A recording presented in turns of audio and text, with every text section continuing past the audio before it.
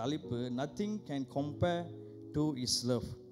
அவர் அன்புக்கு ஈடாய் எதுவும் இல்லை, இல்லைன்றால் இப்படி கூட சொல்லலாம், அவர் அன்புக்கு நிகராய் எதுவும் இல்லை. ஒரு பாஸ்டர் ஒரு இந்த சம்பவத்தை ஒரு சாட்சி சொன்னார். இது இந்தியாவில் நடந்தது. ஒரு சகோதரிக்கு ஸ்கின் கேன்சர். அப்போ அவங்களுக்கு 2 பிள்ளைங்க. அந்த 2 பிள்ளைங்கள அவங்க ஹஸ்பண்ட் இறந்துட்டாங்க. அப்போ இவங்களுக்கு அண்ணன் தம்பி இல்லை. ஸோ இவங்க குடும்பத்தில் அவங்க ஒண்டி தான், ஒற்றை. ஸோ இவங்க என்ன பண்ணாங்க, அவங்களோட stage I think stage 3 or stage 4க்கு வந்துச்சு ஸ்கின் கேன்சர். அப்போ பாஸ்டர்கிட்ட வரும்போது அப்போ கூட்டிகிட்டு வந்தாங்க ஜபிக்கிறதுக்கு. அப்போ பாஸ்டர் கேட்டார், எப்படி அம்மா உங்களோட இந்த நோய் குறித்து விலாகரியாக சொல்லுங்கள் அப்படின்ட்டு. அப்போ அவங்க சொன்னாங்களாம், பாஸ்டர் எனக்கு இந்த நோய் குறித்து எனக்கு இப்பொழுது எனக்கு பிரச்சனை இல்லை. இது எனக்கு போது நான் ஆண்டவருக்கு நான் நன்றி தான் சொல்லிக்கிட்டு இருக்கேன் அப்படின்னு. அப்போ அவங்க சொன்னாங்களாம், நான் சட்டை கழட்டும் போது என்னோடய தோல் அப்படியே சட்டையோட பிச்சுக்கிட்டு வரும் அப்படின்னு சொன்னாங்களாம். எனக்கு ஏசப்பா எனக்கு அண்ணன் இல்லை, ஏசப்பாவை நான் அண்ணனை கூப்பிட்டு தான் எனக்கு பழக்கம். பரவாயில்ல பாஸ்டர், எங்கள் அண்ணன் பார்த்துக்குவார் அப்படின்னு சொல்கிறாங்களாம். அப்போ ஒரு சிலர் அப்புறம் பாஸ்டர் ஜெபம் பண்ணார் அவங்களுக்கு. பாருங்கள், அவங்களுக்கு எப்படியாப்பட்ட ஒரு நோய், இந்தமாரி நானும் கேள்விப்பட்டதில்லை, ஸ்கின் கேன்சர். அவங்க ஒவ்வொரு வாட்டி சட்டெல்லாம் மாற்றும் போது அப்படியே பிச்சுக்கிட்டு வருமா சட்டையோட அவங்களோட தோல். தென் ஃபியூ மந்த்ஸ் அப்படியே கடந்து போகும்போது அப்போ சில நாட்கள் ஆகும்போது அவங்கக்கிட்ட சொன்னாங்களாம், பாஸ்டர் அந்த சகோதரி குணமாயிட்டாங்க அப்படின்ட்டு. ஹல்லேலூயா. அப்போ பாருங்கள், இதில் என்ன குறிக்குதுன்னா, அவங்க இயேசுவை என்னவா கூப்பிடுறாங்க பாருங்கள், அண்ணன். ஓகே, வாட் எவர் திஸ், சரிங்களா? ஏன்னாக்கா அந்த உறவு, அந்த பாசம் பாருங்கள், அவங்களுக்கு அண்ணன் இல்லை. அப்போ அந்த அண்ணன்ற குறை அவங்க எப்படி பார்க்குறாங்கன்னா, எங்கள் அண்ணன் பார்த்துக்குவார் பாஸ்டர், எங்கள் அண்ணன்கிட்ட நான் சொல்லிடுவேன் அப்படி. பாருங்கள், அப்போ எந்த மாரி ஒரு அன்புக்குள்ளே அவங்க ஆண்டவரை அந்த உறவுக்குள்ளே வைத்திருக்கிறார்கள். இதுதான் நம்ம இன்று நாள் சிந்திக்க வேண்டிய ஒரு காரியம். நம்ம ஆக்சுவலி ஆண்டவரை ஒரு அஜெண்டாவாக வைத்து கொண்டு நம்ம ஆண்டவரை பார்க்க வரோமா? ஒவ்வொரு நாளும் ஆராதிக்கும் போது ஒரு நோக்கம், எனக்கு இது வந்துடணும், இது நடக்கணும் அப்படின்ட்டு நம்ம நினச்சிருக்கோமா? இல்லை நம்ம வாழ்க்கையில் உண்மையிலே அவரோடு இருக்கிற அந்த உறவு, அதுதான் நான் சொன்னேன், அவர் அன்புக்கு ஈடாக எதுவும் இல்லை. நம்ம சில காரியங்கள் அப்புறம் வசனத்தில் நம்ம பார்க்க போகிறோம். இந்த உலகத்தில் நீங்கள் பார்த்தீங்கன்னா அன்புக்குள்ள சின்னம் எப்படி இருக்கும்? ஹார்ட் ஷேப் தானே. இப்போ யூஸ்வலி இப்போ வாட்ஸ்அப்பில் ஏதாவது அனுப்புனா உடனே ஒரு லவ் போட்டு அனுப்பிடுவாங்க, சரிங்களா? அந்த லவ் பார்த்திங்கன்னா இப்போ கலராக இருக்குது, ரெயின்போ கலரில் இருக்குது, சோப்பு கலரில் இருக்குது, பச்சை கலரில் இருக்குது, ஆமாங்களா? இந்த அன்பு பார்த்திங்கன்னா இந்த லவ், இந்த ஷேப், இந்த லவ்வோட அர்த்தம் எப்படி வந்துச்சுனாக்கா, ஓகே, ancient டைம், ஓகே, பல நாட்கள் முன்பாக, நூற்றாண்டுக்கு முன்பாக சில்ஃபியம் ஃப்ளவர் இல்லைன்னா பிளான்ட் சொல்லுவாங்க. இது நார்த் ஆப்பிரிக்கா ஸ்ரீன் என்று ஒரு ஊர். ஓகே, இது இந்த ஃப்ளவர் நீங்கள் பார்த்தீங்கன்னா லேட்டர் நீங்கள் போனான்னு செக் பண்ணலாம். இது பேர் சில்ஃபியம் ஃப்ளவர். இது ஹார்ட் ஷேப்பில் இருக்கும், எக்ஸாக்ட்லி ஹார்ட் ஷேப்பில் இருக்கும். இந்த ஃப்ளவர் எதுக்கு பாய்ப்பாங்கன்னா, இது ஒரு மெடிசன் பர்பஸ். இது எடுத்துட்டு இதை அரைச்சிட்டு எதுக்கு தெரியுங்களா பாய்ப்பாங்க? பர்த் கண்ட்ரோல் பண்ணுறதுக்கு, அப்படின்னா பிள்ளை பிறக்காமல் இருக்கிறதுக்கு தான் அது கொடுப்பாங்க. ஸோ தட்ஸ் ஹவ் அப்படி வந்தது. இது ஒரு பிள்ளையை கர்ப்பத்தை கழிக்கிறதுக்கு பாய்க்கிற ஒரு காரியமாக பாய்ச்சி, அதுக்கப்புறம் தான் அதுலேருந்து ஒரு அன்புன்னு உருவானுச்சு, சரிங்களா? அந்த லவ் ஷேப். ஓகே, ஆனால் நம்மளுக்கு என்ன அது ஷேப்? அன்போட சிம்பல் மேலே பார்க்குறீங்களா? ஆண்டவரோட சிலுவை. ஆக்சுவலி அந்த அன்பு போல் வேறு எந்த அன்பும் இல்லை. மற்ற அன்புலாம் நீங்கள் பார்த்தீங்கன்னாக்கா ஏதாவது ஒரு கண்டிஷன் வச்சுருப்பாங்க. அது பொய்யா இருக்கலாம். சில நேரத்தில் வந்து அன்பு செலுத்துன்னு சொல்லுவாங்க. அப்புறம் அந்த அன்பு வந்து மறுநாள் வந்து தெரியாத போல் இருப்பாங்க. ஆனால் ஆண்டவராகிய இயேசு கிறிஸ்து அன்பு நீங்கள் பார்த்தீங்கன்னாக்கா, இந்த அன்பு வந்து நம்மக்கிட்ட எந்த ஒரு ரிட்டனும் பார்க்காத ஒரு அன்பு. நம்ம எந்த கண்டிஷனில் இருந்தாலும், எந்த நிலைமையில் இருந்தாலும் ஆண்டவரோட அன்பு வந்து ஒரே மாதிரி தான் இருக்கும் எல்லாருக்கிட்டையும். ஆமென். இந்த அன்பு வந்து அவரோட அன்பு வந்து ஒரு நிகரில்லாத ஒரு அன்பு. எதுலேயுமே கம்பேர் பண்ண முடியாது அவர் அன்பு. இந்த அன்பை வந்து நீங்கள் பார்த்தீங்கன்னாக்கா இந்த அன்போட சின்ன நம்மளுக்கு எது குறிக்குதுன்னா சிலுவை. நான் சொன்னது இத்தோப்பியா ஒரு நாடு இருக்குது. அந்த நாட்டில் நீங்கள் பார்த்தீங்கன்னா திருமணம் கல்யாணம் ஆகாத போது என்ன திரும்ப எக்ஸ்சேஞ்ச் பண்ணுவாங்க, பொண்ணு மாப்பிள்ளையும் க்ராஸ் கொடுத்து எக்ஸ்சேஞ்ச் பண்ணுவாங்க. நினைக்கிறேன் வேர்ல்ட்லே ஒரே ஒரு நாடு வந்து அவங்க மட்டும்தான் அப்படி செய்கிறாங்க. நம்ம சில நேரத்தில் திருமணத்தில் பார்ப்போம், சில பைபிள் எக்ஸ்சேஞ்ச் பண்ணுவாங்க. ஆனால் அவங்க எதை எக்ஸ்சேஞ்ச் பண்ணுறாங்கனாக்கா சிலுவையை. ஏன் சிலுவையை எக்ஸ்சேஞ்ச் பண்ணுறாங்கன்னா அன்பின் சின்னம். ஆண்டவரோடு அந்த உடன்படிக்கை செஞ்சு அவரோட யூனிட்டியாக இருக்கிறதுக்கு தான் கணவன் மனைவியும் வந்து அவங்க என்ன பண்ணுவாங்க, அந்த சின்னத்தை வந்து பரிமாறிக்கொள்வாங்க. இன்றைக்கு இந்த அன்பு குறித்து தான் நம்ம பார்க்க போகிறோம், இயேசுவின் அன்பு. ஓகே, நம்ம எல்லோரும் எடுத்துக்கொள்வோம் என்னோடு கூட. மத்தேயு 27 வசனம் 27 31, அப்புறம் வசனம் 33. அதிலே அப்பொழுது தேசாதிபதியின் போர் சேவகர் இயேசுவை தேசாதிபதியின் அரண்மனையிலே கொண்டு போய் போர் சேவகரின் கூட்டம் முழுவதையும் அவரிடத்தில் கூடி வர செய்து அவர் வஸ்திரங்களை கழற்றி சிவப்பான மேலங்கி அவருக்கு உடுத்தி முள்ளுகளால் ஒரு முடியை பின்னி அவர் சிரசின் மேல் வைத்து அவர் வலது கையில் ஒரு கோலை கொடுத்து அவர் முன்பாக முழற்கார் படியிட்டு யூதருடைய ராஜாவே வாழ்க என்று அவரை பரியாசம் பண்ணி அவர் மேல் துப்பி அந்த கோலை எடுத்து அவரை சிரசில் அடித்தார்கள். அவரை பரியாசம் பண்ணின பின்பு அவருக்கு உடுத்தின மேலங்கை கழற்றி அவருடைய வஸ்திரங்களை அவருக்கு உடுத்தி அவரை சிலுவையில் அறையும்படி கொண்டு போனார்கள். கபலாஸ்தலம் என்று அர்த்தம் கொள்ளும் கொல்கத்தா என்னும் இடத்துக்கு அவர்கள் வந்தபோது. ஆமென். Okay, please, thank you. இந்த வசனம் நார்மலி நம்ம எப்போ தியானிப்போம்? குட் ஃப்ரைடே, ஆமாவா? ஆண்டவரோட அந்த 40 நாள் உபவாச நாட்கள் வந்து அவரோட பாடுகள் குறித்து நம்ம வந்து தியானிப்போம். இப்போ நான் உங்ககிட்ட ஒரு கேள்வி கேட்க போகிறேன், சில கேள்வி. ஓகே, இது குறித்து நானும் செக் பண்ணேன். நம்ம பாருங்கள், ஆண்டவரோடு நம்ம இவ்வளோ நாளாக கிறிஸ்துவலாக இருக்கிறோம், வருஷக்கணக்காக இருக்கிறோம். ஆனால் சில காரியத்தை வந்து நம்ம யோசித்து பார்க்கணும். அதுதான் நான் கேள்வி அவங்ககிட்ட கேட்க போகிறேன்.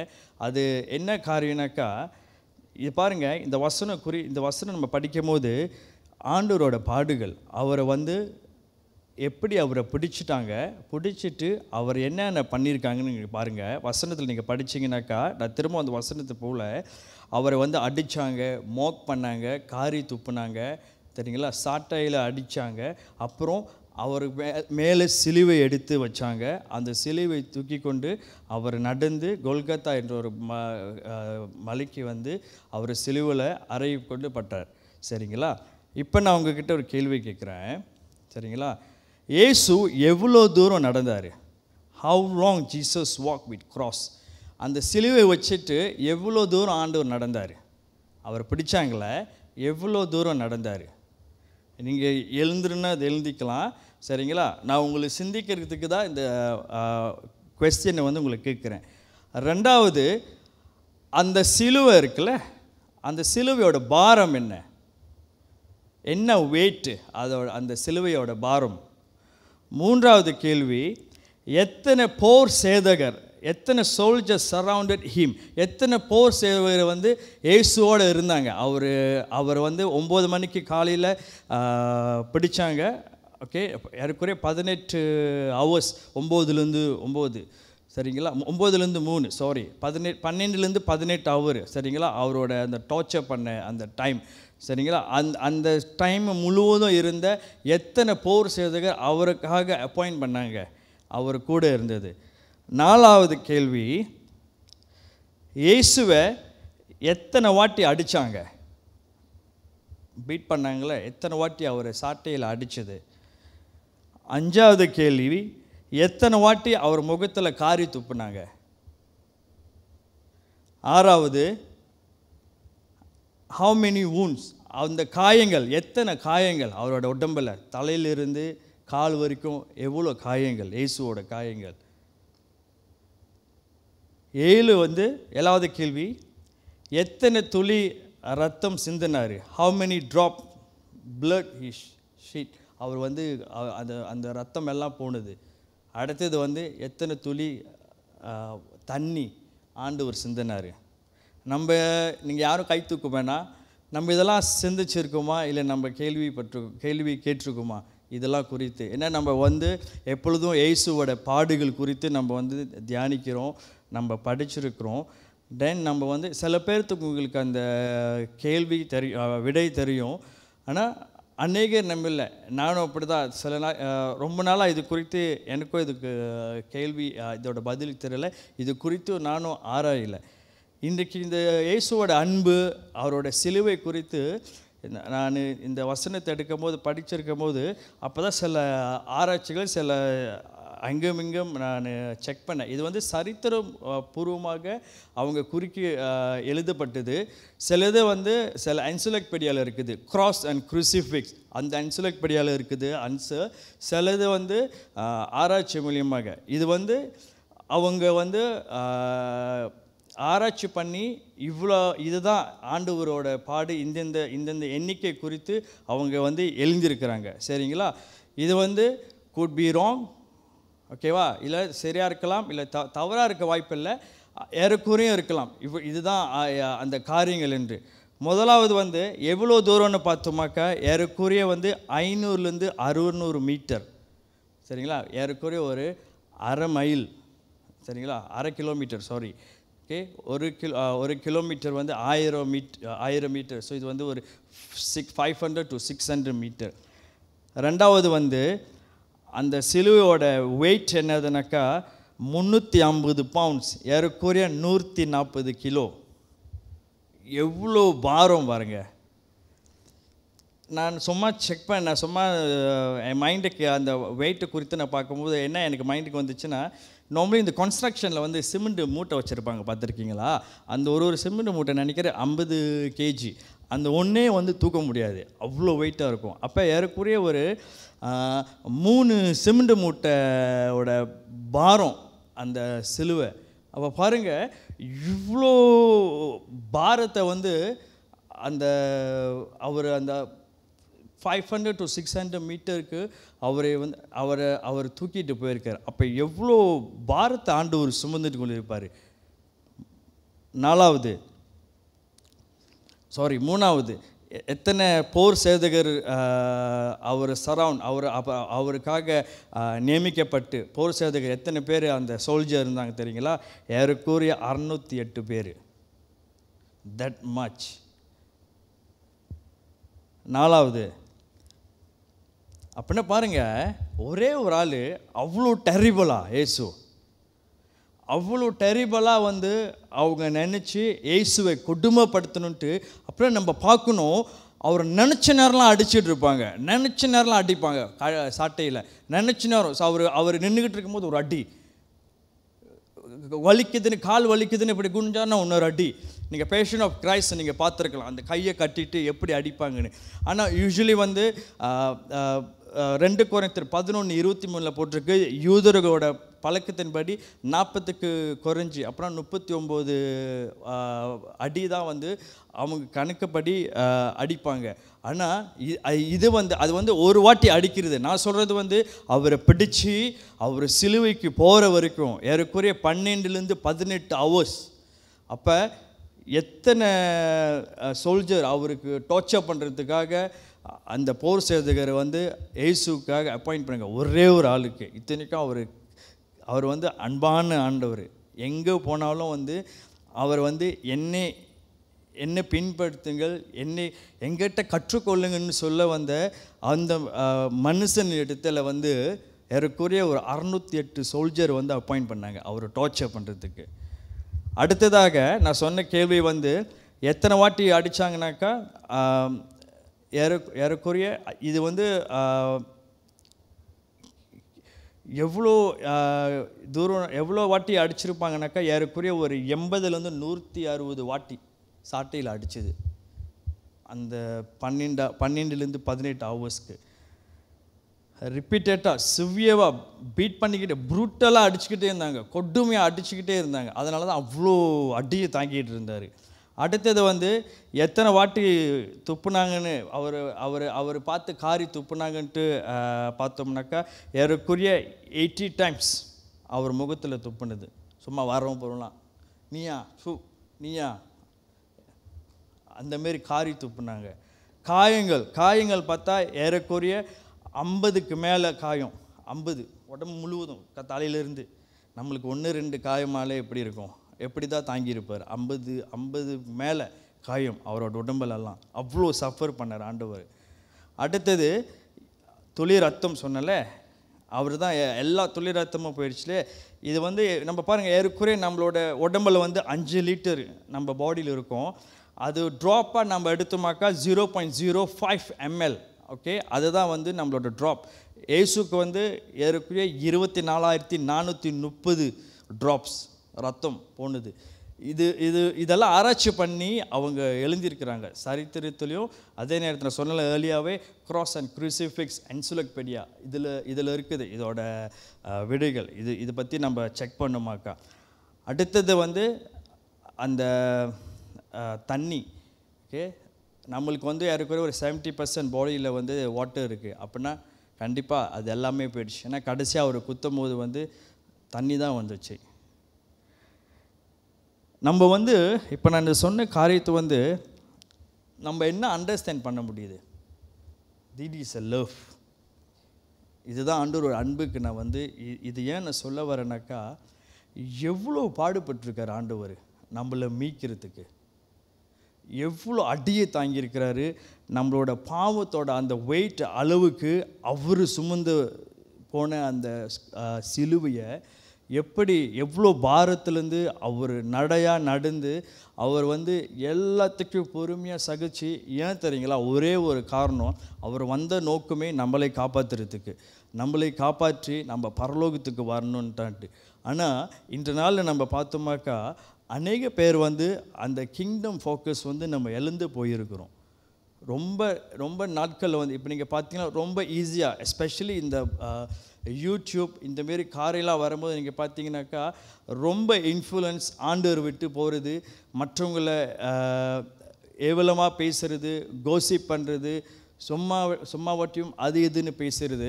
நம்ம யோசிக்கணும், எத்தனை பேர்கிட்ட நம்ம வந்து ஆண்டவரோட சுவிசேஷத்தை இந்த நாளில் நம்ம வந்து பகிர்ந்துக்கிட்டு வரோம். சுவிசேஷம் பகிர்ந்துனாக்கா ஆண்டவரோட அன்பை எடுத்து சொல்கிறது. அந்த அன்பை வந்து நம்ம வந்து முதலாவது நம்ம வந்து ருசித்து அந்த உறவுக்குள்ளே அந்த உறவு நம்ம அவருக்குள்ளே அந்த ரிலேஷன்ஷிப் நம்ம பில்ட் பண்ணி ஆண்டவரை நம்ம எப்படி பார்க்குறோம். ஒரு சகோதரி சொன்னல, ஆண்டவர் அண்ணான்னு கூப்பிடுவாங்களாம். எங்கள் அண்ணா பார்த்துக்குவார் பாஸ்டர். எங்கள் அண்ணாக்கு நன்றி தான் சொல்லுவேன். எங்கள் அண்ணாக்கு தெரியும் என்னோடய உடம்பில் உள்ள காயங்கள், அதனால் எனக்கு பிரச்சனை இல்லை. அந்த சிச்சுவேஷனில் வந்து அந்தமாரி சொல்கிறதுக்கு வந்து ரொம்ப கஷ்டம். யாரும் அந்தமாரி வரமாட்டாங்க. அன்டில் அண்ட் அன்லெஸ் ஏசுவோட ரிலேஷன்ஷிப்புக்குள்ளே வந்து உண்மையாக அவங்க வந்து ஆண்டவரோட நல்ல ஒரு உறவில் அதான் என்ன உறவு, ஒரு நண்பர் போல். பாருங்கள், நண்பர்கிட்ட வந்து நம்ம எப்பயுமே வந்து ஃப்ரீயாக எப்போ வேணாலும் ஃபோன் பண்ணி பேசுவோம். காடியில் போனாக்கா டக்குன்னு ஓகே ஃப்ரெண்டுக்கு ஃபோன் பண்ணுவோம் அப்படின்ட்டு. நம்மளோட உறவு ஆண்டவரோட வந்து இப்படி தான் நம்ம இருக்கணும். நம்ம நினச்சிக்கிறோம் சில நேரத்தில் வந்து நம்ம ஆண்டவரோடு ஜெபிச்சாதான் அந்த நேரத்தில் ஒரு ஒதுக்கி ஜெபிக்கிறது. Actually it's not. அதுவும் நம்ம ஜெபிக்கணும். ஆனால் நம்மளுக்கு என்னென்ன பிரச்சனை இருக்கும்போது ஆண்டவரே இது நான் அப்படி செய்யலான்னு இருக்கேன், நீங்கள் என்ன சொல்கிறீங்க, நம்ம இந்தமாரி ஒரு உறவுக்குள்ளே நம்ம வந்தோன்னு வச்சுக்கோங்களேன், ஆண்டவரோடு அந்த கம்யூனிகேட் பண்ணுறத நம்மளுக்கு வந்து அவர் நடத்துகிற விதமே வந்து நம்மளுக்கு தெரியும். அற்புதமாக ஆண்டவர் நடத்துவார். அந்த ரிலேஷன்ஷிப்புக்குள்ளே தான் நம்ம போகணும். அதுக்கு போகிறதுக்கு வந்து நம்ம முதலாவது வந்து அவரோட அன்பு நம்ம புரியணும். அவரோட அன்பு எப்படியாப்பட்ட அன்புன்ட்டு. அதுக்கு தான் நான் இவ்வளோ காரியத்தை நான் சொன்னேன், 7 காரியத்தை நான் சொன்னேன். எவ்வளோ சஃபர் பண்ணாங்க, எவ்வளோ அடி வாங்கினார் பாருங்கள். நம்மளுக்கு மூஞ்சில் ஒரு வாட்டி துப்புனா யாராவது நம்மளால் ஏற்றுக்கொள்ள முடியுமா? மற்றவங்களோட எச்சை நம்ம மேலே பட்டா. ஆனால் அவர்கிட்ட பாருங்கள் எத்தனை வாட்டி துப்பியிருக்கிறாங்க. 80 டைம்ஸ் ஏறக்குரிய. இதெல்லாம் ஒரு எண்ணிக்கை, நான் சொன்ன ஏற்கனவே இதெல்லாம் ஒரு எண்ணிக்கை. இதை வந்து ஹிஸ்டாரிக்கல் சரித்திரமாக எழுதப்பட்டது. இந்த மாதிரிலாம் ஆண்டவருக்கு வந்து நடந்துச்சு அப்படின்ட்டு பைபிளில் வந்து நீங்கள் பார்க்க முடியாது. இது வந்து செப்பரேட்டாக இந்தந்த காரியம் ஆண்டவருக்கு நீடிச்சு அவரோட சிலுவை குறித்து அந்த க்ராஸை பற்றி தியானிக்கும் போது இதெல்லாம் நடந்துச்சு. இந்த க்ராஸ் இப்போ எங்கே இருக்குன்னு நீங்கள் கேள்வி யாராவது யோசிச்சிருப்பீங்களா? அவர் தூக்குனாரு, அந்த க்ராஸ் இப்போ எங்கே இருக்குன்னு? நம்ம வீட்டு வாசல் முன்னுக்கா? ஜெருசலேமில் இருக்குது, ஸ்டீல் இன்ன வரைக்கும். அந்த இடத்துல வந்து ஒரு ஆலயம் கட்டியிருக்காங்க. கத்தலிக்ஸ், நம்ம கத்தலிக் சபையார்கள் அவங்க வந்து பராமரித்து வந்திருக்காங்க, சரிங்களா? அந்த சபை, அந்த சர்ச் பேர் வந்து ரொம்ப நீளமாக வரும். எனக்கே அது என்னது மெமரைஸ் பண்ண முடியல. அது ஒரு ரொம்ப நீளமாக வரும். எனிவே அந்த சிலுவை இப்போ கூட இருக்கிறது. அந்த அந்த அந்த அந்த சிலுவைக்கு அந்த இடத்துல தான் தேவாலயம் கட்டியிருக்காங்க. பாருங்கள், இதெல்லாம் என்ன குறிக்குதுனாக்கா, ஆண்டவர் வந்து உண்மை உள்ளவர், உண்மையாக அந்த காரியங்களாக நடந்துருக்கிறது. நம்ம மற்றவங்ககிட்ட பேசும்போது நம்ம பிப்ளிக்கலாக நம்ம பேசலாம், சரித்திரமாக நம்ம எடுத்து சொல்லலாம். இதெல்லாம் இன்றைக்கும் நடந்துச்சு, இப்படியாப்பட்ட காரியம்லாம் நடந்துச்சுன்னு நம்ம ப்ரூஃபாக வந்து நம்ம மற்றவங்ககிட்ட பேசும்போது அவங்க நம்மக்கிட்ட ஆர்கியூ பண்ண மாட்டாங்க. நம்மக்கிட்ட அப்போ நம்ம சொல்கிற காரியம் வந்து ஃபேக்டோடு பேசும்போது அவங்களுக்கு விளங்கும். இதுதான் வந்து ஆண்டவர் வந்து ஆவியானவர் வந்து நம்ம உண்மையிலே ஒருத்தவங்க கூட சுவிசேஷத்தை அறிவிக்கிறதுக்கு நம்ம ரெடியாக இருக்கும் போது இந்த காரையெல்லாம் வந்து அவங்கக்கிட்ட பேசும்போது அழகாக ஆண்டவர்கிட்ட சுவிசேஷத்தை அவங்ககிட்ட அறிவிக்க முடியும். அதுக்கு வந்து இதெல்லாம் நம்ம ஆராய்ஞ்சு நம்ம வந்து அழகாக நம்ம சொல்லணுமாக்கா, முதலாவது அவரோட அன்பில் நம்ம வந்து உண்மையிலே அவரோட அன்புக்குள்ளே நம்ம வரணும். அவர் அன்பில் நம்ம உண்மையிலே அதிகமாக நம்ம அவரோட உறவுக்குள்ளே வரும்போது அவர் அன்பு நம்ம தியானிக்க, அந்த அன்பு நம்மளை தாக்கணும். அந்த இம்பேக்ட் நமக்கு வரும்போது தான் அவருக்குள்ளே அந்த உறவு நம்ம போகும்போது ஆண்டவர்கிட்ட நம்ம எப்படி கம்யூனிகேட் பண்ணுறது அந்த விதமே வந்து அற்புதமாக இருக்கும். ஆண்டவர் நம்மளோட ஒவ்வொரு நாளும் நம்மளோட இடைப்பட்டு செய்கிறத வந்து நம்மளால் பார்க்க முடியும். Yes, is working with me. அவர் நம்மளோடு சேர்ந்து, அதான் வசனம் சொல்றதுல, இஸ் ஒர்க்கிங் வித் யூ, நம்மளோட வேலை செய்வார். ஏன்னா அவரு நம்ம கூட வேலை செய்கிறானாக்கா அப்போ எவ்வளோ ஈஸியாக இருக்கும் அந்த வேலை செய்யும்போது. அதுக்கு ஒரே காரணம் அவரோட அன்புக்குள்ளே நம்ம வரணும். பிரான்ஸ் தேசத்தில் ஒரு மனிதன் இருந்தார். இவர் வந்து பாஸ்டர், சரிங்களா? இவர் பேர் வந்து ஜான் வினே. இது வந்து 1700 நூற்றாண்டு. இவர் வந்து ஒரு ஸ்மார்ட் ஸ்டூடெண்ட் இல்லை, இவருக்கு வந்து மண்டைக்கே ஏறாது படிக்கும் போதெல்லாம். அப்போ இவர் வந்து அவங்க அப்பா அம்மா வந்து செமினரியில் சேர்த்துட்டாங்க, பைபிள் காலேஜில். அப்போ அங்கே சேர்ந்து இருக்கும் போது அப்போ அதில் ஒன் ஆஃப் த கண்டிஷன் வந்து லத்தீன் மொழியை வந்து கற்றுக்கணும். இவருக்கு லத்தீன் மொழி வந்து மண்டைக்கே ஏறாது, லத்தீன் மொழி இவனால் படிக்கவே முடியல. அப்போ ஒரு நாள் பிஷப் வர்றாரு. அந்த பிஷப் வந்து கேட்குறாரு, எல்லா ஸ்டூடெண்ட் எப்படி இருக்காங்க, எல்லாரையும் பாஸ்டர் ஆக்கிடலாமா அப்படின்னு கேட்கும்போது, அப்போ அந்த செமினரியில் சொல்லிக் கொடுக்குற லெக்சரர் சொல்லுவாங்க, எல்லாத்தையும் ஆக்கிடலாம், ஆனால் ஒரு பையன் இருக்கிறான், அவன் முடியல, என்ன சொல்லி கொடுத்தாலும் அவனுக்கு ஏற மாட்டுது, லத்தீனே அவனால் படிக்க முடியல, அப்புறம் எப்படி நம்ம ஆக்குறது அப்படின்னு. ஆமாவா, சரி, பிரச்சனை இல்லை, இந்தமாரி ஆளும் நம்மளுக்கு வேணும். அப்போ இவர் பிஷப் என்ன சொன்னார்னாக்கா, வேறு என்ன நல்ல காரியம் அவங்ககிட்ட இருக்குது, அவன் ஒன்று பண்ணுவான், ப்ரே பண்ணுவான், எப்பொழுதும் தியானிப்பான், வசனத்தை படிப்பான், ஓகே, அப்போ அது போதும், அப்போ அதை வச்சு வந்து ஒரு சபைக்கு அனுப்பிடுவோம் அப்படின்ட்டு. அப்புறம் என்ன பண்ணாங்கனாக்கா, ஒரு சின்ன கிராமத்துக்கு அவர் அனுப்புனாங்க. ஒரு 200-250 மக்கள் இருக்கிற கிராமத்துக்கு இவர் அனுப்புனாங்க. ஏன்னா அங்கே உள்ள அந்த கிராமம் வந்து எப்படி நீங்கள் பார்த்தீங்கன்னாக்கா, எல்லாம் மோசமான ஜனங்கள். அங்கே நிறையா குடி, போதை, அப்புறம் என்னென்ன பாவம் இருக்குதோ அந்த கிராமத்தில் சபைக்கு யாரும் வரமாட்டாங்க. ஒவ்வொரு நாள் சபை வந்து கோசங்காக தான் இருக்கும், எம்டியாக தான் இருக்கும். அப்போ இவர் பண்ணுங்க, இவர் தான் வந்து எதுக்குமே என்ன சொல்கிறது, எதுலையுமே இவர் தேர்ச்சி பெறலையே, எதுவுமே அவருக்கு மண்டைக்கு ஏறலைனாக்கா, ஒரு ஸ்மார்ட்டாக எதுக்கும் யோசிக்க தெரியலன்னா அப்படி இப்படியாப்பட்ட ஜனங்கள்கிட்ட அனுப்பிடுவோம் அப்படின்ட்டு இவரை வந்து அங்கே அனுப்பிட்டாங்க. அப்போ இவர் என்ன பண்ணார், சண்டே வந்து சர்வீஸில் வந்து 8 மணிக்கு இருக்கிற நடத்துகிறாரு. அப்போ வெயிட் பண்ணுறாரு, யாருமே வரல. ஸோ அந்த பாட்டு, வர்ஷிப்பு, ப்ரேயர் எல்லாம் அவர் ஒன்றியே செஞ்சு அன்றைக்கி வந்த ஆள் வந்து ஒண்டி தான், அவர் ஒண்டி தான் இருந்தார் சபையில். அப்புறம் என்ன பண்ணார், இன்னும் யாருமே வரலையே இன்றைக்கி சர்ச்சுக்கு அப்படின்ட்டு அந்த சர்ச்சை விட்டு வெளியே போனார்.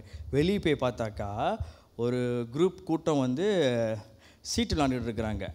சரிங்களா, பையனுங்க, வாலிப பையனுங்க. அப்போ இவர் பார்த்தாரு, சீட்டில் விளாட்றீங்களா, ஓகே நல்லா விளாடுங்க, ஆனால் ஏமாற்றாதீங்க அப்படி சொல்லிட்டு போயிட்டார். சீட்டில் விளாட்றவங்கள பார்த்துட்டு நல்லா விளாடுங்க ஆனால் ஏமாற்றாதீங்க அப்படி சொல்லிட்டு போயிட்டார்.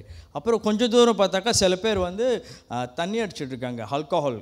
சரிங்களா, எல்லாம் தண்ணியை குடிச்சிக்கிட்டு இருக்கும்போது அப்போ அவங்ககிட்ட பார்த்து சொல்கிறாரு, நல்லா குடிங்க, ஆனால் வந்து உடம்பு கெடுத்துக்காமல் நீங்கள் குடிங்க அப்படின்ட்டு சொல்லிட்டு போயிட்டார். இவங்களுக்கெல்லாம் ஒரே யோசனை, இவருக்கு இன்னும் இந்த பாஸ்டருக்கு சம்திங் ராங்கா அப்படின்ட்டு எல்லாம் கேலி பண்ண ஆரம்பிச்சிட்டாங்க. நல்லா குடிக்க சொல்கிறாரு, ஆனால் உடம்பு கெடுக்காமல் குடிக்க சொல்கிறாரு. நல்லா சீட்டை விளையாட சொல்கிறாரு, ஆனால் ஏமாற்றாமல் விளையாட சொல்கிறாரு. அப்படி இவரை பார்க்குறதுக்குன்னு என்ன பண்ணாங்கனாக்கா, மறுநாள் சண்டே இவர் ஏதாவது சேட்டை பண்ணுவார் இன்றைக்கும், சரி என்ன பண்ணுவாரான்ட்டு போய் பார்க்கலான்ட்டு வாலிப பையங்களாம் வந்தாங்க. அந்த கிராமத்தில் இருக்க சில பேர் வந்தாங்க, ஒரு 100 பேர் வந்தாங்க. அன்றைக்கி அவர் வரும்போது அவர் செஞ்ச காரியம் என்ன தெரியுங்களா, இயேசுவோட அன்பு குறித்து பேசினார். ஏன்னா அவருக்கு அதுதான் தெரியும், அவருக்கு வேறு எந்த இதுவும் தெரில. அவருக்கு வந்து படிப்பு சரியாக ஏறல, அவனால் வந்து ஸ்மார்ட்டாக மூவ் பண்ண முடியல. ஆனால் அவருக்கு தெரிஞ்சதெல்லாம் ஆண்டவரோட அன்பு குறித்து. ஏசு வந்து அன்பானவர், நம்மளாம் பரலோகத்துக்கு போகணும், ஏசு இப்படியே பட்டுவர்னு, ஏசுவோட அற்புதங்கள், ஏசு என்னென்ன காரியம் செஞ்சார்னு அவர் சொல்ல சொல்ல சொல்ல ஆவியானவர் வந்து கிரியை செய்ய ஆரம்பிச்சிட்டாரு. அப்புறம் நீங்கள் பார்த்தீங்கன்னா அந்த கிராமமே வந்து சபைக்கு வர ஆரம்பிச்சிருச்சு. ஒரு 200 பேர்கிட்ட வந்து எல்லாம் எவ்ரி சண்டே சபைக்கு வர ஆரம்பிச்சிட்டாங்க. நாட்கள் போச்சு. அப்புறம் அவர் இறந்தார். என்ன நடந்துச்சு தெரியுங்களா, அவர் இறக்கும் போது இறந்து முடிச்சுட்டு அடக்க பண்ணிட்டாங்க. அவரோட வீடு, சபையில் இவ்வளோ ஜாமான் எல்லாத்தையும் திருடிட்டாங்க ஜனங்க. ஒரு ஜாமான் வைக்கல. கடைசியாக வந்தவங்க என்ன தெரியுமா பண்ணாங்க, அவர் வீட்டு முன்னுக்கு இருக்கிற மரம், அந்த பிரான்ச்சஸ் எல்லாம் வெட்டிட்டு எடுத்துகிட்டு போயிட்டாங்க. நீங்கள் யோசிப்பீங்க, என்னடா அது இப்படி திருடிட்டு போகிறாங்களே அப்படின்னு. அவர் காரணம் என்ன தெரியுங்களா, பாஸ்டர் இங்கே தானே கையை வச்சுருப்பார், பாஸ்டர் இங்கே தானே தொட்டிருப்பார், பாஸ்டர் இந்த கிளாஸில் தான் இன்றைக்கி தண்ணி குடிச்சிருப்பார் அப்படின்ட்டு ஒவ்வொரு ஜாமாவும் எடுத்துகிட்டு போயிட்டாங்க. ஏன் சொல்லுங்கள், த லவ். அவ்வளோ இம்பேக்ட் அவங்களோட லைஃப்பில் அவர் செஞ்ச அன்பு. இந்த கடைசியில் வராதவங்களுக்கு என்ன கிடச்சிச்சு, இந்த மரத்தில் தானே கையை வச்சுருப்பார் அப்படின்னு அந்த மரத்தோட பிரான்ச்சை வெட்டிட்டு போயிட்டாங்க. வெட்டிட்டு போயிட்டு வீட்டுகள் வச்சுருக்காங்க எல்லாம். அவர் குடித்த பாத்திரங்கள், அவரோட துணி, பழைய துணிகள், அவரோட வீட்டில் இருக்கிற மேட், அப்புறம் சர்ச்சில் அவர் நின்றுக்கிட்டு இருக்கிற இந்த ஃபுல் ஃபீட்டு. அப்போ எங்கெங்கெல்லாம் அப்போ பாருங்கள், ஜனங்க வந்து அந்த அன்புனால் தாக்கப்பட்டாங்க. இயேசுவோட அன்பு அவங்கக்கிட்ட எடுத்து சொல்லும் போது அவர் எங்கெங்கெல்லாம் கை வச்சாரோ, எந்தெந்த பொருள் பாய்ச்சாரோ அதெல்லாம் எடுத்துகிட்டு போயிட்டாங்க. இது பாய்ச்சிருப்பாரு, இந்த கப்பில் தானே தண்ணி குடிச்சிருப்பாரு அப்படின்ட்டு. அப்போ பாருங்கள், ஒரு மனுஷன், எதுவும் தெரியாத ஒரு மனுஷனை அந்த தேசத்துக்கு, ஃப்ரான்ஸில் லியோன் அந்த இடம், அங்கே இப்போ கூட போனாக்கா அவரை வந்து ஒரு செயினாக வச்சுருக்காங்க அந்த இடத்துல. இப்போ கூட ஜனங்க போய் பார்ப்பாங்க அவரோட அந்த ஊர். ஏன்னா அவ்வளோ இம்பேக்ட் ஜனங்களுக்குள்ளே அவர் உண்டு பண்ண. அவரோட ஃபியூனரலில் 3000க்கு மேலே உள்ள போதகர்கள், அவ்வளோ ஜனங்க வந்து கூடியிருந்தாங்க. ஒரு 200 பேர் இருந்த ஆட்கள் முதல் நாளில் வந்து யாரும் இல்லாமல் சபையை நடத்தினார். அல்லேலூயா. இந்த காரியெல்லாம் எதுக்கு நான் சொல்கிறேன்னாக்கா, ஆண்டவருக்குள்ள ஒவ்வொருத்தரும் எவ்வளோ ஒரு அன்புக்குள்ளே அவங்க நெருங்கி போகும்போது அந்த தாக்குதல் தான் வந்து ஜனங்களுக்குள்ளே வருது. அந்த அவரோட அன்பை வந்து எடுத்து சொல்லும் போது, ஆவியான ஒரு கிரியை செய்யும் போது ஜனங்களை வந்து தொட ஆரம்பிக்கிறாங்க. பாருங்கள், எவ்வளோ ஒரு இன்ஃப்ளூயன்ஸ் அவர் ஒவ்வொரு வாழ்க்கையில் அவர் இம்பேக்ட் பண்ணியிருந்தாருனாக்கா, எல்லாத்தையும் வந்து ஒரு மரம் பிரான்ச், அந்த மரத்தை உள்ள கிளைகள் கூட வெட்டிட்டு போகிறாங்க. இதில் தான் அவர் கை வச்சிருப்பார் அப்படிலாம் சொல்லிட்டு. அப்போ ஆளுங்க எவ்வளோ ஒரு அன்புக்குள்ளே அவர் தாக்கப்பட்டிருக்காங்க பாருங்கள். இதே தான் வந்து நம்மளை வந்து நம்ம யோசிக்கணும். நம்ம வந்து எவ்வளோ பேருக்கு நம்ம வந்து ஒரு ட்ரேட்மார்க், நம்மளாம் வந்து இந்த உலகத்தை விட்டு போனாக்கா நம்மளை குறித்து ஆண்டவரோட ராஜ்யத்துக்கு என்னவாக இருக்கும், நம்மளோட சன்னதிக்கு, நம்ம வருகிற சன்னதிகள், நம்ம வருகிற ஜனங்களுக்கு, நம்மளோட குடும்பத்துக்கு இவர் இருக்கும்போது தான் வீட்டில் வந்து ஜெபம் நடக்குமே, இவர் இருக்கும்போது அதை செய்ய முடியுமே, ஒவ்வொரு வாரமும் ஆலயத்துக்கு வருவார், நம்ம எல்லாம் செய்ய முடியும், எங்கே எல்லா இடத்துக்கும் போக முடியும். ஆனால் ஆண்டவருக்காக நம்ம குடும்பத்தில் நம்ம என்ன இம்பேக்ட் பண்ணியிருக்கோம்? Leave to make an impact. ஒவ்வொரு குடும்பத்துலேயும் வந்து நம்ம பிள்ளைகளுக்கும் நம்ம குடும்பத்துக்கு நம்ம சன்னதிக்கு வந்து நம்ம வந்து ஒரு தாக்கம் உருவாக்கிட்டு தான் நம்ம போகணும். இந்த உழுவுதுட்டு போகும்போது அது இயேசுவோட அன்பு குறித்து நம்ம வீட்டில் வந்து சொல்லிக்கொண்டே இருக்கணும். நம்ம சொல்லாவிட்டால் யார் வந்து நம்ம குடும்பத்தில் வந்து ஆண்டவரோட குறித்து பேசுவா? யார் ஆண்டவரோட அன்பு குறித்து சொல்லுவா? ஏன்னா அந்த அன்பு வந்து கம்பேர் பண்ணவே முடியாது. எந்த ஒரு அன்பும் இல்லை இயேசுவோட அன்பு. அந்த சிலுவை பரியந்தும் அவ்வளோ காரியத்தை அவர் பாடுபட்டார்னா, அவ்வளோ வேதனையை அனுபவித்த ஆண்டவர் வந்து எதுக்காக எல்லாம் செய்யணும்? ஏன்னா அவர் நம்ம மேலே வச்ச அன்பு. அந்த அன்பு மட்டும் இல்லைனாக்கா அவர் எதுவும் செஞ்சிருக்கவே மாட்டார். அவர் வந்து அப்பயே வந்து எஸ்கேப். எவ்வளோ நாட்கள் அதுக்கு முன்னாடி நீங்கள் பார்த்தீங்கன்னா பைபிளில் பார்க்கலாம், அவர் அந்த இடத்த விட்டு மறைஞ்சு போனார்னு இருக்கும். ஆனால் சிலுவுக்கு போகும்போது அவரே ஒப்பு கொடுத்தார். ஏன்னா நம்ம மேலே, உங்கள் மேலேயும் என் மேலே வச்ச அன்பு இயேசு சிலுவை வரைக்கும், சிலுவை பரியந்தமும். அதனால தான் சிலுவை வந்து எப்பவும் அசாத்தியமாக நம்ம நினைக்க முடியாது.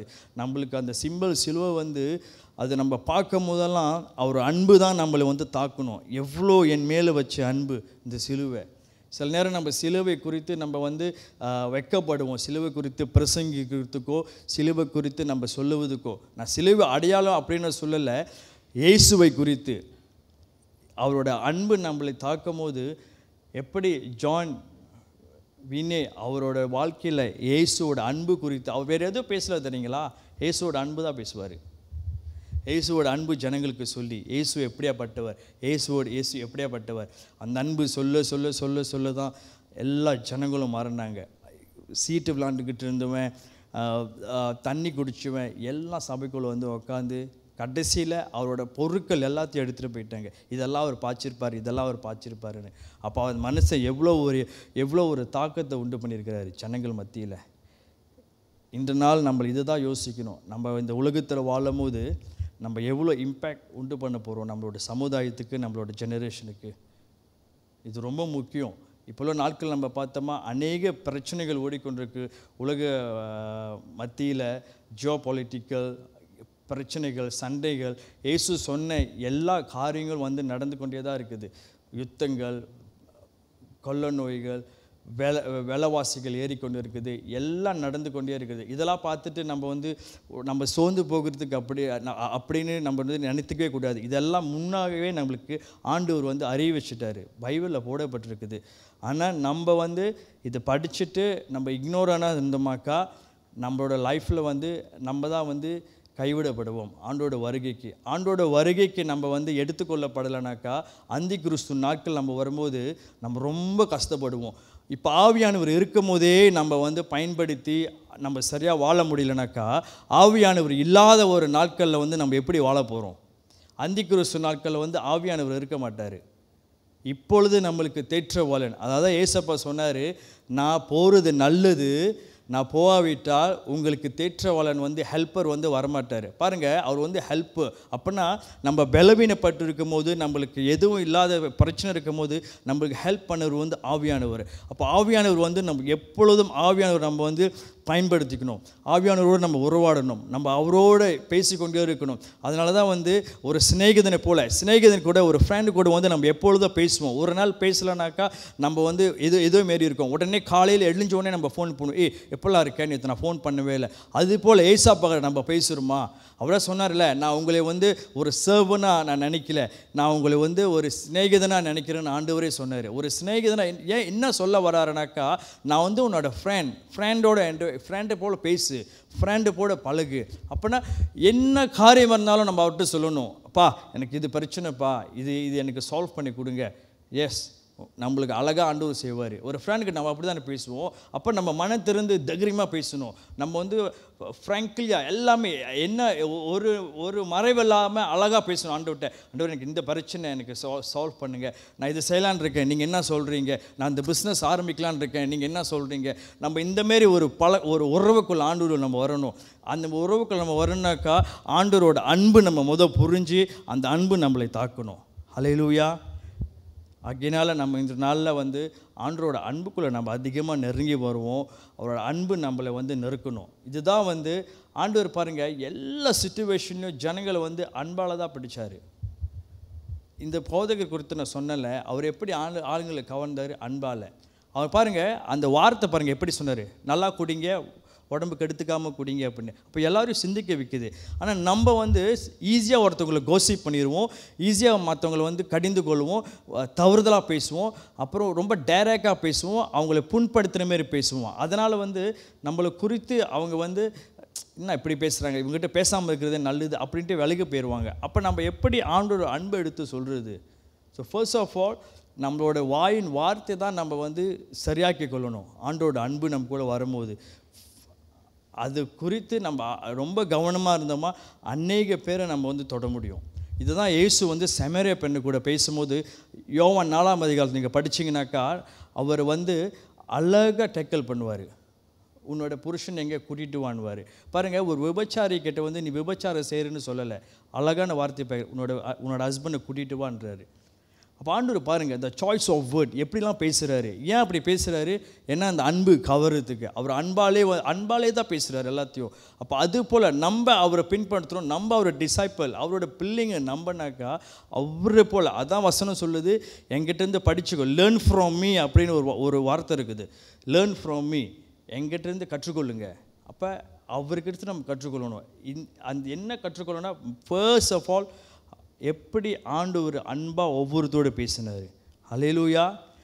இந்த நாளில் நம்ம சொன்ன காரியத்தை நீங்கள் வீட்டுக்கு போய் இந்த வசனத்தை மத்தேயு 27 இயேசுவோட சிலுவை பாடுகள் எப்படிலாம் ஆண்டவர் வந்து நமக்காக சகிச்சு எல்லா பாடுகளையும் துன்பங்களையும் அனுபவிச்சுட்டு நமக்கு இப்பொழுது ஒரு ஃப்ரீடம் கொடுத்துருக்காரு.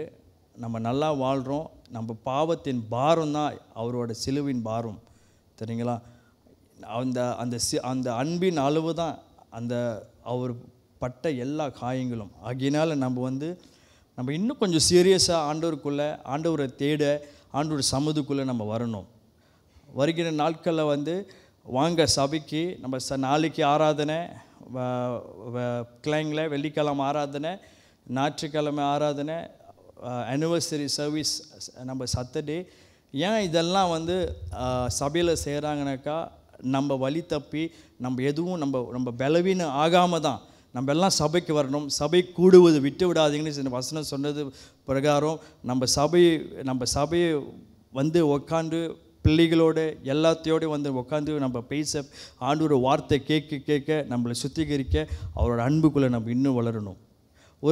கடைசியாக ஒரு பையன் இருந்தான். இவன் வந்து ஆஃப்டிசம். ஸோ சும்மா கட்டையும் அங்கேங்கன்னு ஓடிக்கிட்டு இருப்பான். வயசு வந்து 20 கிட்டே ஆச்சு. அப்போ இவங்க ரொம்ப கஷ்டப்பட்டாங்க இந்த பையனை வச்சுக்கிட்டு. அப்போ இந்த குடும்பத்தார் சொன்னாங்க, பாஸ்டர்கிட்ட வந்து பாஸ்டர் இப்படியாப்பட்ட பண்ணிக்கிட்டே இருக்கான், ஹேண்டில் பண்ண முடியல அப்போ சொன்னாங்க, நீ வாரம் சண்டே சேர்ச்சு கூட்டிகிடுவாங்க அப்படின்னாங்க. அப்போ கூட்டிகிட்டு வருவாங்க. கூட்டிகிட்டு வந்தோடனே அப்படியே சேங்கேட்டாக அப்படியே மாறி உட்காந்துருப்பார், சுற்றுவார் அப்படின்னு. ஒவ்வொரு ஞாயிற்றுக்கிழமை போக போக போக வார்த்தை பேச உங்களுக்கு தெரியுங்களா, until you become a businessman. வார்த்தை பேச அந்த வார்த்தை கேட்க பிள்ளையை யாருமே கண்ட்ரோல் பண்ண முடியாமல், யாருமே அடங்க முடியாத ஒரு பையனை வந்து சபையில் ஜஸ்ட் வந்து உட்கார வச்சு ஒவ்வொரு ஞாயிற்றுக்கிழமை பேசுகிற வார்த்தையை சொல்லி பேசும்போது அவர் கேட்குறாரு. கேட்க குணம் அடைஞ்சு தென் he become a businessman. தூத்துக்குடியில் அந்த உப்பு வியாபாரி ஆகினார். ஹல்லேலூயா. அதனால் வார்த்தை நம்ம அசடாக எழுதக்கூடாது. இன்றைக்கி வரலன்னா நாளைக்கு வரல. டைம் இருக்கும் போது, நம்மளுக்கு நேரம் இருக்கும் போது நம்ம அசதியாக இருக்கக்கூடாது. இதுதான் time. we have to speed up. நம்ம வேகமாக ஆண்டவரை தேடணும். இல்லைனாக்கா நம்ம ஈஸியாக விழுந்து போயிடுவோம். பலவீனம் ஆகணுமாக்கா அப்புறம் நம்ம வந்து அப்படியே கொஞ்சம் பலவீனமான வச்சுக்கோங்க. ஒரு சண்டே நம்ம வரலன்னு வச்சுக்கோங்களேன், அப்படியே நொடுக்கி நம்ம அப்படியே பலவீனமாயிடுவோம். அதனால் சபையை கூடுவது விட்டு விடாதீங்க. ஒவ்வொரு டைம் வசனத்தை பிரசங்கிக்கும் போது நம்ம ஆண்டோட வார்த்தை கேட்கணும். சில நேரம் நம்மளுக்கு வேலை, ஆனால் வேலை எதுவும் இல்லைன்னா சந்தர்ப்பம் இருக்கும்போது we have to come. ஆண்டோட வசனத்தை பிரசங்கிக்கும் போது அவர் அன்புக்குள்ளே நம்ம இன்னும் அதிகமாக வளருவோம். ஆமீன். எல்லோரும் என்னோடு எழுந்து நின்று கண்களை மூடி இன்னைக்கு பேசின இந்த வார்த்தையை கொண்டு நம்ம சற்று யோசிப்போம். ஹல்லேலூயா. நன்றி ஆண்டவரே. பேசப்பட்ட வார்த்தை பேசியாச்சு. இப்பொழுது நம்ம ஆண்டவரோடு நம்ம சிந்திக்கணும். ஆண்டவரே, இவ்வளோ நாள் நான் எப்படிலாம் வாழ்ந்தேன், நம்மளோட அன்பை விட்டு நான் ரொம்ப தூரம் போயிருந்தால் நம்ம யோசிக்கணும். ஆண்டவர் ஒவ்வொரு நாளும் நம்மளோட பேசுவார். ஏதோ ஒரு முறையில் பேசிக்கொண்டே இருப்பார். நம்ம ரொம்ப நேரம் நம்ம ஃபோன்லேயே நம்ம டைம் ஸ்பெண்ட் பண்ணுறோமா? காலையில் எழுஞ்சி உடனே ஃபோன் பார்க்குறோமா? முன்னமாரி நம்ம பைபிள் படிக்கிறோமா? ஒரு காலத்தில் நல்லா பைபிளை வாசித்தோம், ஜெபித்தோம். இப்பொழுது நம்ம ஜெபிக்கிறோமா? நம்ம இப்பொழுது நம்ம ஜெபிப்போம். வாய்களை திறந்து நீங்கள் ஜெபிங்க. நீங்கள் ஆண்டவரோடு நீங்கள் பேசுங்க. என்னென்ன காரியம் நம்ம முன்னே எவ்வளோ வேகமாக செஞ்சோமோ, அந்த ஸ்பீடு முன்னே இருந்துச்சோ அந்த ஸ்பீடு இப்போ குறைஞ்சி போயிடுச்சு. ஆண்டவர் இடத்துல இன்று நாள் நம்ம கேட்போம், ஆண்டவரே அதே வேகத்தை எனக்கு தாங்கப்பா, அதே வேகத்தை எங்களுக்குள்ளே தரும்படியாக நம்ம ஜெபிப்போம். ஓ ஹல்லேலூயா. நன்றி ராஜாவே. ஹல்லேலூயா. ஓ ஜீசஸ். நன்றி நன்றி தகப்பனே. ஆண்டவரே, ஓ நீ வருவீராக வருவீராக. ஓ நம்ம அப்படியே ஆண்டவரை சோஸ்தரிப்போம். ஹல்லேலூயா ஹல்லேலூயா. ஓ வாரும் தூய ஆவியானவரே. ஹல்லேலூயா. நன்றி ராஜாவே. அப்பா தகப்பனே, நன்றி நன்றி நன்றி தகப்பனே. ஓ ஜீசஸ். நன்றி தகப்பனே. நன்றி நன்றி அப்பா. ஓ மை ஸ்துதிக்கிறோம் ஆண்டவரே. ஓ